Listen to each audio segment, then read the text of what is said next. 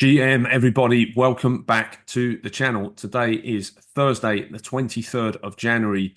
Let's get straight into the Bitcoin price analysis. And as you will see, Bitcoin having another red day today. This is the second consecutive daily red candle we've got. Obviously, we're still early on in today's trading session.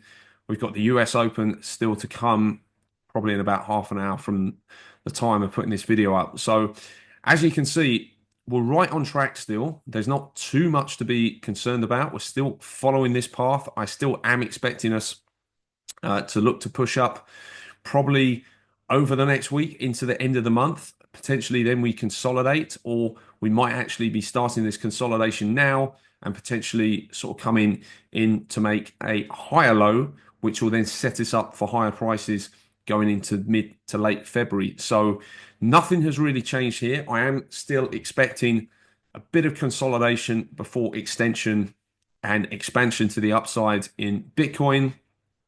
If we look at the funding rate heat map, just on the 24 hours, so this is the short term, we can see we started to eat into the liquidity below price. A little bit surprised that we didn't come a little bit lower. Potentially, the market makers might look to send us a little bit lower after the US Open or later on today. So I am sort of mindful there could be a bit more downside here. But of course, they might run us higher before that. We've got a lot of liquidity sat here at around about 103 to 104,000 on the price. So potentially we could come up to 104,000. And then from there, the market will make its mind up whether it wants to sort of hold that breakout or whether we actually come back lower again. If we just actually look at the weekly liquidations here, so just zooming out a little bit, then we can actually see we do have quite a lot of liquidations below 100,000. So kind of coming all the way down to around about sort of 95, 96,000. We've got a lot of liquidations. So potentially we run into those. We don't have to go the whole way through those. But I'm thinking about if this market does want to come down a bit more, it could do. We could see some wick here down below 100,000. One more last liquidity grab below that level, get everybody super worried and super nervous, and then we might finally start to see a pump up from there. So that is one possibility that I'm considering. And if we just look at our price chart, that will kind of line up with this path sort of coming in to backtest this descending trend line. The daily moving averages, we got the 50 and the 20 MA around that level too. So yes, there is potential there for us to sort of come below 100K into sort of the high to mid 90s and then sort of see that bounce and see that expansion from there. So obviously for us to sort of reduce that risk, obviously we need to really keep on closing above 102,500. That is for me a bit of a line in the sand level. You could maybe sort of draw this a little bit further in, sort of closer to these candle bodies if you wanted to, and say really it's coming in around about sort of 102,273 would be my line in the sand. We really have to close daily candles above that level.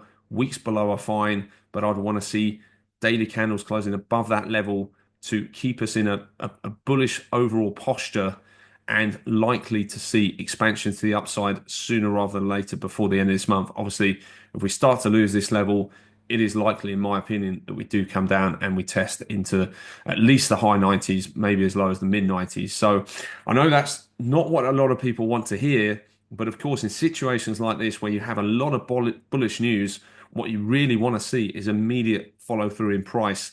When price starts to stagnate, or even worse, when it starts to actually sell off in response to very, very bullish news, this can often indicate that we are going into a longer correction or a longer or a deeper pullback. Because, of course, if that bullish news hasn't been enough to get us above critical resistance, then it's like, well, we need a new narrative. We need something else, a new catalyst or a new driver to actually push us above that resistance level because we haven't been able to do so. So, and this can often just be a timing thing. This can also often just be a structural thing. Maybe we need to see a bit of a liquidation event. Maybe we need some people to feel a bit more pressure to actually come down, make a really solid higher low on good volume, and that is the signal that traders are then going to look at and say, look, yes, this is it. That low is definitely in now. We've seen the higher low. We are in that bullish trend. So, sometimes you've just got to let the market do its thing, the trends do its thing. Obviously, we are still on the path. So there's no reason to panic. There's no reason, like I hear a lot of people panicking now. I hear a lot of people sort of breaking down. I think unless you're on very high leverage positions, there's probably not too much action to take right here. We are at critical support. We have critical support just below us at around 99,500, and we have more support just below that in terms of these ascending moving averages and this descending trend line. So, there is support below the price, and we would have thought if we are likely to see a extended sort of bull run for this year throughout 2025, you'd expect those moving averages, that support in there, that support cluster that I've obviously labeled here or got the path going into, you'd expect that to hold. So, until that breaks, until we actually sort of break through this and start to come down to these levels, obviously, if we do break that, then you'd be looking for the next levels to hold, which would be around 92,000. I do actually think that is probably the worst case scenario for the Bitcoin price. We've obviously got our moving average here, 100-day moving average, also starting to move up, which will come into play and come into support if we do get down to those lower prices. But obviously, in the short term, we are getting a bit ahead of ourselves looking at targets down there. We still have support here at the 102,000. We've got support just below 100,000. We've got all of these moving averages and this trend line too. So there is plenty of support below the price, and of course, there's plenty of narrative to actually, get people interested in the market. Bitcoin is the talk of the town right now, and of course, we are seeing more and more news get made around Bitcoin. This here, I'm not going to play it right now, but Justin, BlackRock CEO Larry Fink says he is a big believer in Bitcoin and predicts it could rise to $700,000. So, I mean, that's absolutely huge. I mean, in this interview, Fink is essentially talking about portfolio allocations of both institutional and sort of private sort of banking investors and investors that are working on behalf of clients that have large portfolios. And there's conversations around now, not if we allocate to Bitcoin, but the conversation is, do we allocate 2% to Bitcoin? Do we do 3%? Do we do 5%? How much allocation do we actually give to what is a completely global, completely diversified asset away from the rest of the finance space and the finance sector? So, yeah, really, really interesting time. And of course, the bullish news keeps on coming out. So, let's see. We could turn around here very, very quickly. I would just personally say, whilst we still have the sort of strategic Bitcoin reserve sort of out there, sort of that card is still sort of on the deck yet to be played. It's very, very difficult as a trader to get too bearish because at any point you could be shorting here or you could be selling significant amounts of Bitcoin here. And then all of a sudden that executive order gets signed, that news breaks, Trump starts talking about it. And next thing you know, we're up above 110,000. So, whilst that is kind of just floating out there as a story and people are waiting for it and people are expecting it, it's actually, it's actually a positive thing. It's actually a good thing. What would be a lot more concerning is if Trump has already signed an executive order for a Bitcoin strategic reserve. If we saw a massive big candle and we had a big wick here and now we're starting to sell off, that for me would say, did we just see the market top? Do you know what I mean? Like that would be a much more concerning price action. So the fact we've kind of come up, we have made a higher high. We're working on making a higher low. The narrative is still strong. We still have this strategic Bitcoin reserve narrative that the market's a little bit uncertain about, but of course we know that is coming. That is likely coming any day now, any week now. That is likely going to happen within Trump's first 100 days. Then I would expect any moves, any dips here, likely to be good buying opportunities, and I will keep on having that as a view. And like I say, unless you're on very, very high leverage, if you're on very high leverage, you potentially want to look to maybe de-risk a little bit on the possibility that we do come a bit lower. But if you're not, sort of in that camp, then I think, the correct thing to do is just to, remain patient, remain calm, look at this market objectively, and, just take it level by level. And that's what we've been doing on this channel. Like I say, we obviously, predict the path of least resistance, where we expect the price to go over the next few weeks, over the next couple of months. And those have been playing out well for us. And like I say, we held this. We held the 90K zone that I did talk about. We've now started to push up. We have made the high, another new all-time high. And like I say, we just have to, I think, be a little bit patient, even myself included, and let Bitcoin do its thing over the next few days. So obviously, it's frustrating. It's even more frustrating if you're in altcoins. Obviously, Ethereum still consolidating, still chopping around. Like I say, as long as we hold these lows, the lows from earlier on in January, which is January the 13th, then we're fine here. We can just consolidate, and then we can wait for this market to, really break out. Maybe it needs another catalyst. And like I say, maybe that catalyst is this strategic Bitcoin reserve. But like I say, we are really just having to remain patient here, letting the market do its thing. The market will naturally show us where it wants to go over the next few days, depending on, where do we break first? Do we break these lows, or do we start to break out from this descending trend line and start to put in new highs? And look, I mean, I have been vocally very bullish on Ethereum on this channel. I have been saying that Q1 is the quarter for Ethereum. Nothing's changed. I still expect that. The fact there is a bit of a lag and a bit more of a delay is not to say that it won't happen. I still think it happens, and I still think it happens over the next month. I still think in 1 month's time, come the last week of February, I'll be very, very surprised if Ethereum is not back closer towards $4,000. Solana as well. Again, it has shown relative strength. It's on a pullback today. It's shown a bit of weakness today, but obviously, that's really just due to the fact that it's pumped up so hard. It's starting to correct. So we just really have to be mindful of what goes on here. Don't know what trading for you's playing up doing to me right now, but as you can see, we're holding on this 382. Obviously, we did come down to the 50% level.